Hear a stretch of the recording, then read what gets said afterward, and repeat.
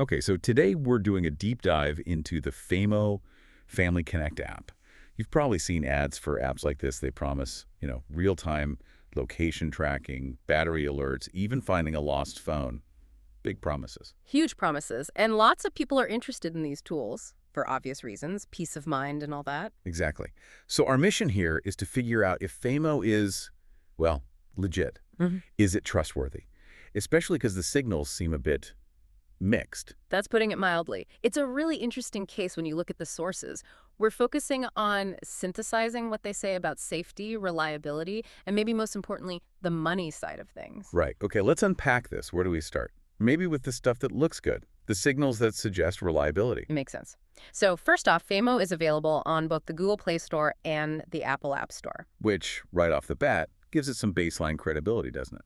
You have to pass certain checks to get listed there. You do. It means, it's not obvious malware. It probably does something it claims to do. And they seem engaged online, too. They've got a Facebook page, Instagram. You saw the Facebook number's 27,000 followers. That seems like a decent community. It does. And they provide quite a bit of contact info, email support, a phone number, even a physical address listed. On paper, it looks like a company that isn't trying to vanish. A physical address. Does that still mean much these days? Or is it just like window dressing, gives the appearance of being reachable? That's the million-dollar question, isn't it? Because this is exactly where things start getting really interesting, contradictory even. Okay, how so? Well, you look at the Google Play Store rating for Famio, it's sitting at a pretty solid 4.1 stars. 4.1, this is pretty good. Above average, definitely. It does sound good, but then you check a site like Trustpilot, an independent review platform, and the score there, it's bad. Like 1.9 stars bad. Wow, okay, 4.1 versus 1.9? That's not just a small difference, it's a huge gap. What's going on there? That's the core puzzle. And if you dig into why, the sources suggest the 4.1 on Google Play might reflect the app's basic function. You download it, the free features work okay, maybe the location tracking is fine initially. So people rate it based on that first impression? Kind of, yeah. App Store reviews often capture that immediate does-it-work feeling. But Trustpilot, being independent, seems to capture the longer-term experience, especially problems that pop up later. Ah, okay.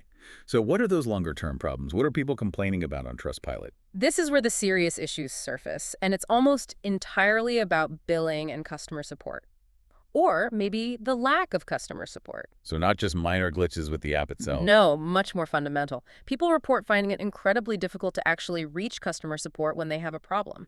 And the big one is subscriptions. Let me guess, trouble canceling. Exactly. Major trouble canceling subscriptions. People trying to cancel, thinking they've canceled, and then surprise charges keep hitting their accounts. Oh, that's not good. Unexpected charges are a huge pain. It gets worse.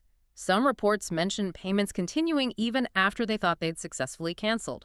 And crucially, some users said they had to go directly to their bank or credit card company to dispute the charges and physically stop the payments. Wow. Having to get your bank involved just to stop a subscription. Yeah. That sounds like more than just bad service. That sounds intentional, almost. It certainly raises questions about their practices. Now, to be fair, the sources do mention a few cases where people eventually got support or a refund, but these seem like the exception, not the rule, compared to the volume of complaints about billing hell. Okay, so summing this up, what does it all mean for someone considering Famio? It means you've got this real split. On one hand, you have these initial positive signs, presence on app stores, contact info, seemingly working basic features, which likely drives that 4.1 rating. But that's heavily overshadowed. Heavily. By repeated serious complaints, specifically about billing practices and the inability to get support or stop payments easily.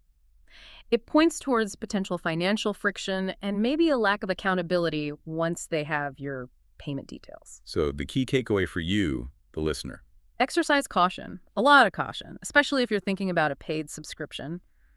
The advice from the sources we looked at is pretty clear. Check the very latest reviews, especially on independent sites like Trustpilot, right before you decide. And maybe, just maybe, stick to the free version if you use it at all to avoid those potential billing headaches down the line. Right. It really makes you think, doesn't it? And maybe here's a final thought for you to chew on.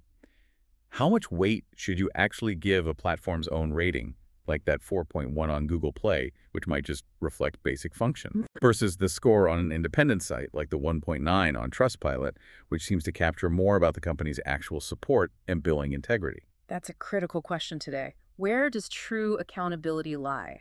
Something to consider.